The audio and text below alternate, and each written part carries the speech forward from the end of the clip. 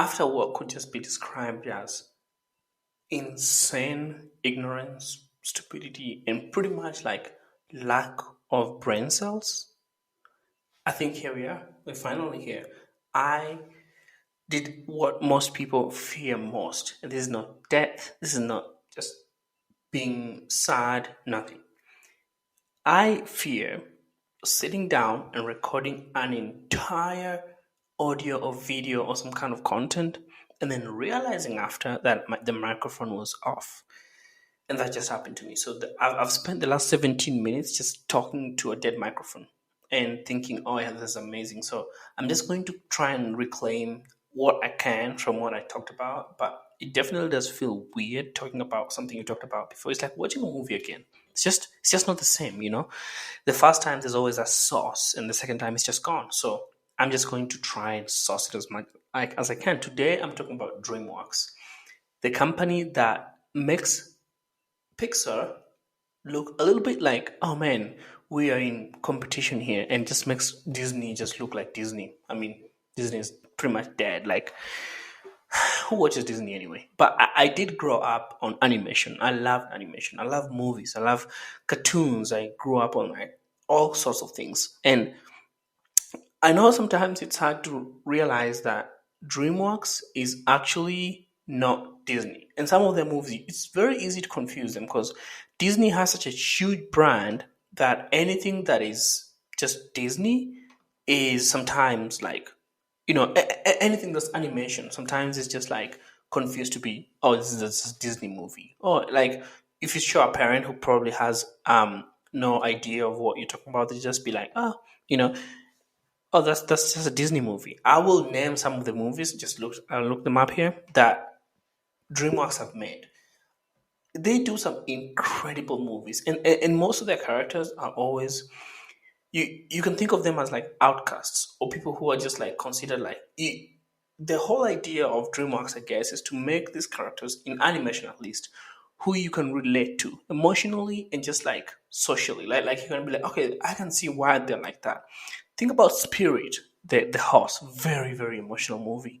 Megamind, big headed guy. Shrek, oh Shrek is huge. I love Shrek. Kung Fu Panda, which I'm about to talk about. Ants, Madagascar, the penguins of Madagascar. Animals from Africa going back to Africa, and then like wondering where are we? See, like that kind of concept. You're like, oh man, they feel so outside of what should be like the norm. And so we could go down the list. There's like Puss in Boots. They have home. Oh man, I love home. I love home. It's such a simple concept. At the end, you're like, wait, the whole thing is just about somebody wanting their family. Like it's such a simple concept. Boss baby, trolls, like Tabo, like a snail that is hold on one second. I don't know if this is actually all DreamWorks, but we'll see. I wonder if Tabo is actually DreamWorks. Is Tabo DreamWorks or is Tabo hold on. Um Yep, see, Tabo, a very simple concept. The whole concept of Tabo is obviously normally a snail should go very slow. Tabo gets nitro boost, and then all of a sudden becomes like the fastest um, snail in the wild. So the whole idea of DreamWorks is like doing things out of the ordinary. And my favorite movie franchise on in DreamWorks 100% is Kung Fu Panda, without a doubt. It's amazing, just like the cinematic experience, like the graphics, like just the animation is so on point. Like the first one, oh my goodness, like you just feel like you're there. Like like when Paul like is dreaming and you like just like the opening scene where he's like swallows food and then starts fighting. Like the whole thing is just so like immersive, and you just feel like, man, this is amazing. And then the whole idea of Kung Fu Panda is like you almost feel so sad for him because he's an orphan who was pretty much everyone can know like, oh man, this is not your child. This is a goose panda. It doesn't make sense, but he really believes that, and he's so oblivious and ignorant to life that he doesn't realize so many things. But at the same time, his ignorance leads him to where he is, and so many people can kind of like connect with that. They're like, this makes sense. Like He is an orphan. He's an outcast. Nobody actually believes him. He's a panda. Like when he's chosen as a dragon warrior, everyone's like, him? No way. Like they probably had like an idea of what the dragon warrior should look like in their mind. And so he's just like out of the ordinary for sure. And so the whole idea is like making him as simple as he can be. Like he's a dragon warrior. He's literally fighting this Thailand guy who's like a trained seasoned warrior. Like the way they introduced Thailand, oh, like from him like using that feather to open himself out of that cage, all the way to him fighting Poe. It's just like he you can tell like there's an imbalance in like strength and skill and all these things. But Poe, he is so fascinated by food, and even when he's fighting this foe, which is a huge deal, he's still thinking about dumplings. And so he's so ignorant that it almost makes him look superior. Like when he's like, wait, and so Thailand has to be like, who are you? Like, you're not scared of me? He goes, oh, why are you doing that? And the guy's like, I'm looking for the dragon warrior. He goes, that would be me. Like he's so he's such an interesting character. But the reason why I'm talking about this is I want to review the fourth movie. So the first movie, amazing. I don't know what in Rotten Tomatoes it is, but it's amazing. The second one, amazing. The third one was just a third one. Like it just came and went. And I think part of the reason was Paul in the first movie and the second movie is an orphan. And you can kind of follow his story and be like, okay, this guy, is suffering, he's going through a lot, he doesn't have parents, he's adopted, he's an outcast, he's just been accepted by these really great like kung fu people. So he's kind of in a family now. We feel great for him. The second one is like you kind of like just experience the emotional turmoil of him discovering what happened to his family and like meeting face to face with the villain that caused him to become an orphan and all these things, right? I think Kung Fu Panda franchise started going downwards when we discovered that his parent was alive. They did not need to add that early, at least. Like they would have gone for one more movie before somehow introducing his real dad, because now he has two dads, right? And so now the people who are sympathizing with him are like, well, now he's got a parent, he's got a family. Why should we also still feel for him when he is now like with a family? And so that took away the element of man, like he's an outcast and the underdog, and we want to watch what he does in this world. And so it's almost like, oh, he's just another kid who now has his family. And so then there's that shift, and then they had like this serious character like Master Chief, who was amazing. Like the first one, he's so serious, he means business. He only has a set number of words per scene, and he means it. Like when he walks in and Paul is like making like has those noodles, and they see him, and you can tell like he straightens up pretty quickly. But as the movies go on, he becomes very like you can tell like there's a jokey element to him, like, and you can start seeing it in the second movie where like he's like doing the inner piece, and like he's still like you can tell there's just like there's things about him now that I'm just like not Master Shifu. Like you don't give him that respect of, oh man, he's a serious guy.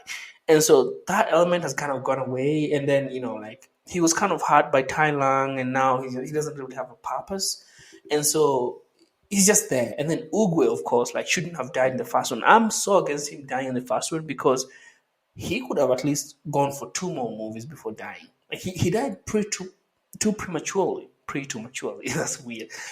But yeah, the whole point is like they killed off some of these characters, or like they made them lose purpose pretty quickly, to the point that by the fourth movie, they feel like it's too repetitive. They can't have the Furious Five.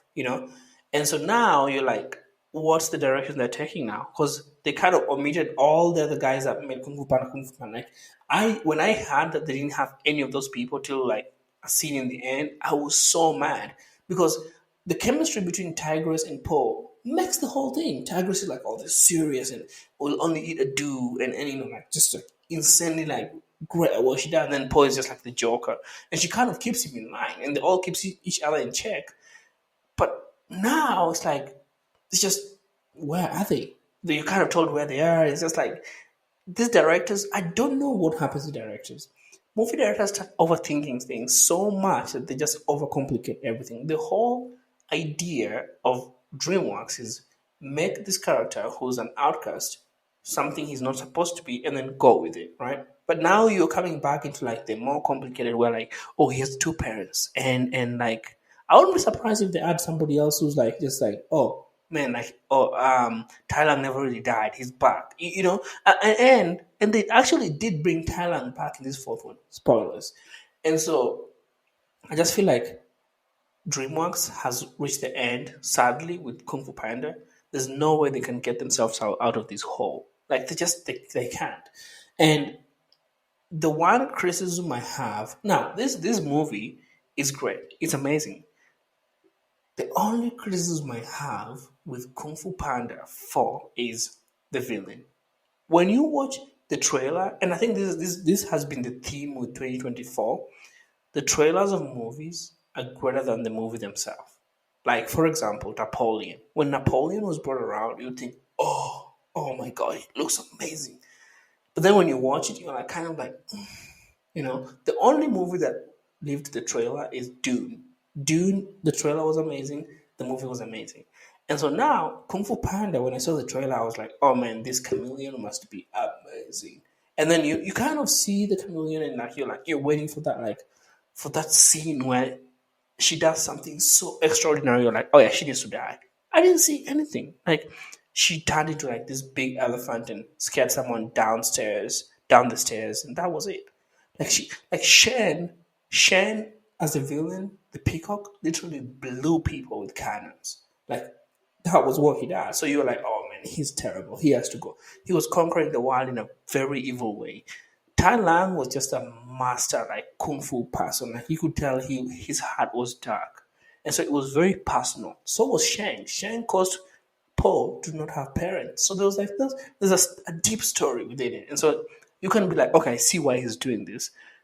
This the third guy and this one are just like they're just like off the cuff, like they're just like villains introduced, and then they don't really have the meat of the story. Like they don't have an origin story. Like I mean, the chameleon kind of says how like, oh man, I grew up and I was suffering and then I couldn't be accepted to do kung fu, so now I wanted to do sorcery, and then boom, that's it. That's why she's doing all this. It's just like really like it's very like it's very light.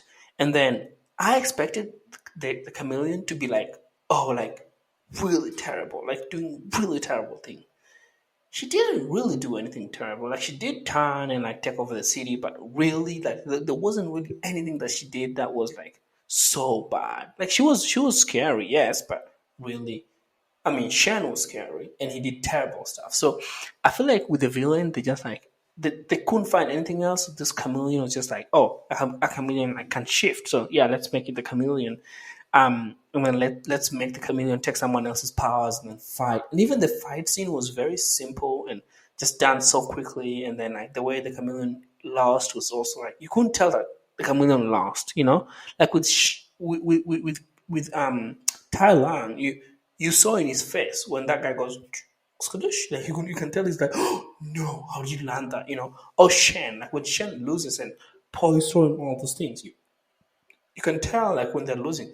With the chameleon, it was just like boom, done, lost, done, and then the movie's over. So and then like there wasn't really much story. The thing that infuriated me the most is that Paul is done being the dragon warrior. He's done. Just like that. Like 3 movies down, they could have done like 2 more. Look at Fast and Furious. How did they milk that thing?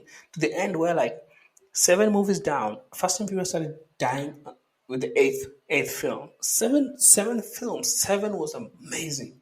So with Paul though, it's just like now he's gonna be like a spiritual leader. Who's gonna watch that? Because everyone wants to watch him, not like this quick talking, witty fox or whatever. Like it's just not that great.